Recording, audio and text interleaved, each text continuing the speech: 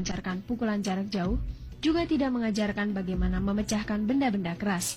Namun perguruan ini mendidik bagaimana melakukan pukulan yang tepat pada sasarannya, tetapi mengandung seni dan teknik yang tinggi.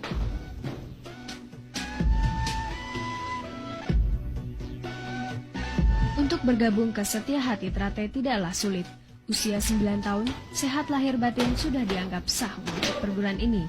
Sabuk polos meningkat ke sabuk merah muda dan hijau merupakan jenjang yang mesti ditempuh para anggota pemula, yang disebut dengan calon warga sebelum masuk menjadi warga.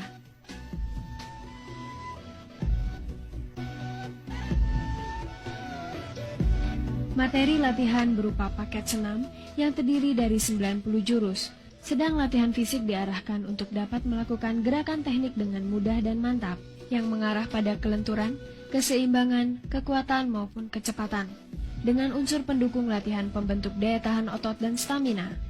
Latihan fisik merupakan bagian dari tahapan latihan untuk dapat mencapai prestasi yang baik.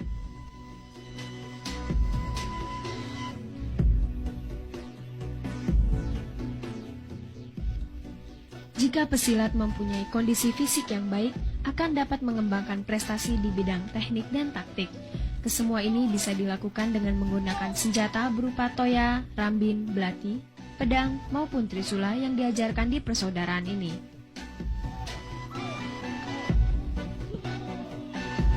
Melalui masa latihan selama 6 bulan untuk tiap sabuk, calon warga ini telah melampaui sabuk hijau akan berakhir di tingkatan sabuk putih.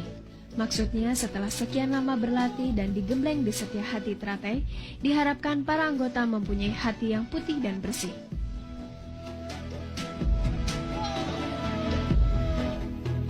Ujian atau dikenal dengan istilah pendadaran, mengesahkan menjadi warga, dilakukan melalui hiking dari daerah Kresek menuju Padepokan yang berjarak sejauh 15 km, dan selalu dilakukan setiap tanggal 1 Suro. Setelah melampaui masa ujian, barulah para calon warga dianggap sah menjadi warga yang ditandai dengan upacara ritual.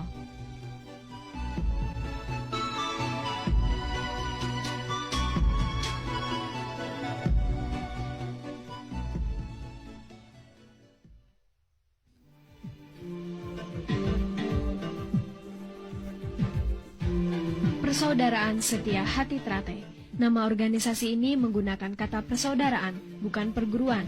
Ini melambangkan bahwa hubungan batin atau jalinan kasih antar sesama warga yang tergabung di dalamnya adalah layaknya hubungan persaudaraan antar manusia dengan manusia berasal dari satu kandungan.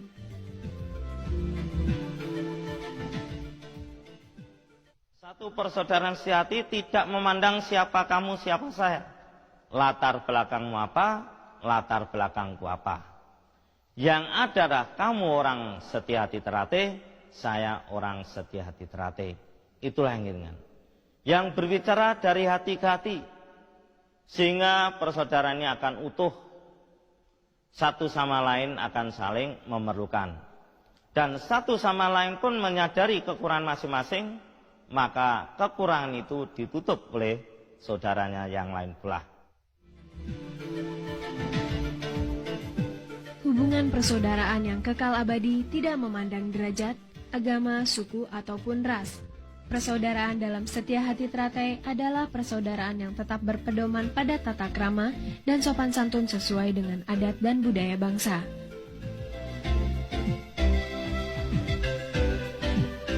Korelasinya adalah bahwa di dalam tubuh Setia Hati Trate tidak terdapat hubungan antara guru dengan murid.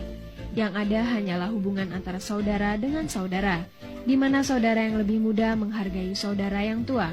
Begitu sebaliknya, saudara tua harus menyayangi saudara yang lebih muda.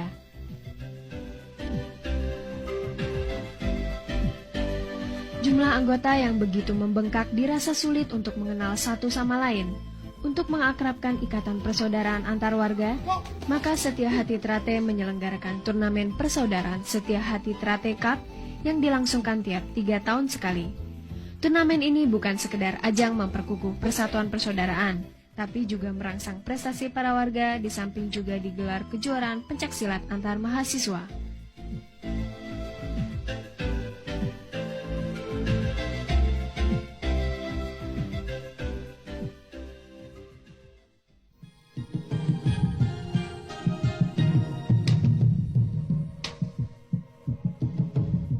Dari sekian banyak atlet-atlet berprestasi di perguruan ini adalah Sutrisno.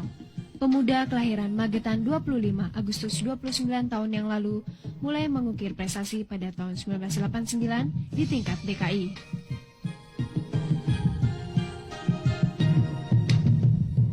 Mengaku pertama kali mengikuti pencaksilat atas dorongan dari kakaknya, Sutrisno kini benar-benar jatuh cinta pada olahraga milik leluhur.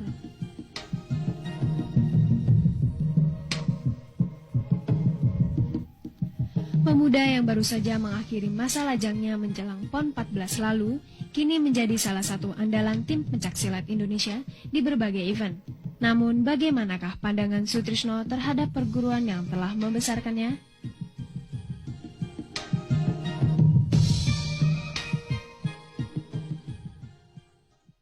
Saya dari pertama sampai sekarang saya tetap orang Esa Trate. Karena saya dari kecil saya ingin jadi seperti pendekar-pendekar Esa Trate yang mendahului saya, karena dia punya prestasi sangat bagus sekali dan sangat terpuji untuk bermasyarakat, khususnya di Madiun. Di seluruh Madiun itu hampir semuanya, dari masyarakat, dari lurah, dari camat, dari bupati, semua tuh hampir semua Esa Trate. Karena mungkin Esa Trate ya karena bagus menurut saya.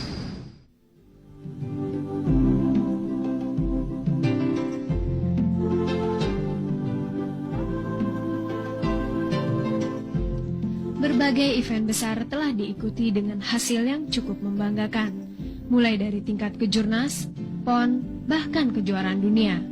Siapa sangka dari kota kecil Madiun telah lahir pesilat yang membawa harum nama bangsa.